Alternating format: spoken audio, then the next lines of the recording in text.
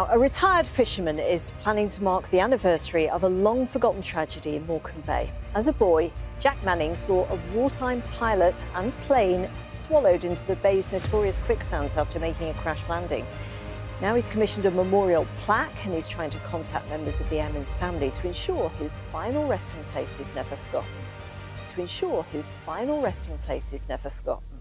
I was watching the horse and cart and came with my uncle, and he went into where the aeroplane was. Divers were brought in and still no success in recovering the body.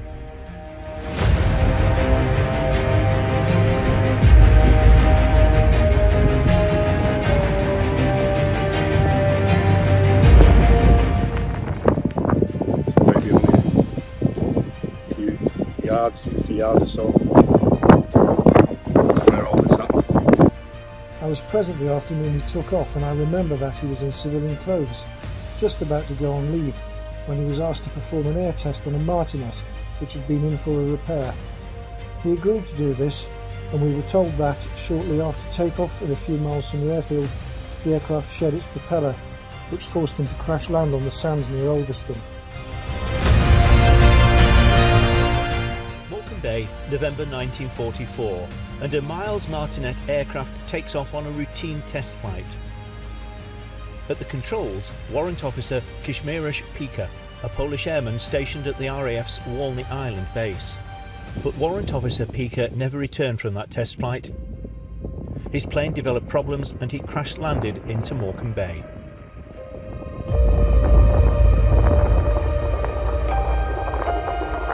Okay, we're here today to remember Polish pilot Kazimierz Pyka, who lost his life on the sands out here.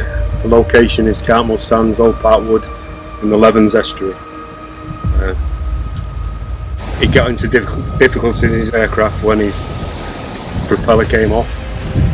So basically he was gliding then from then on.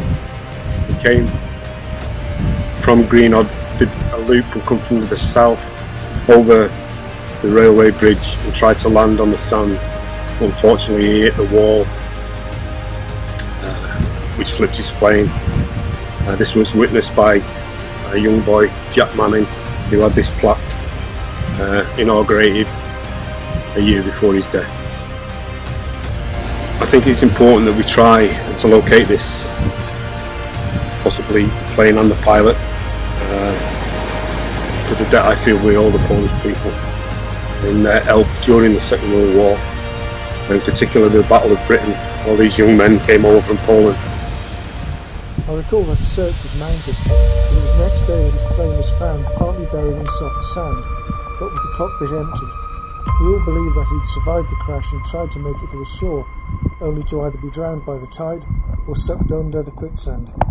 I do recall very clearly that his body was never found.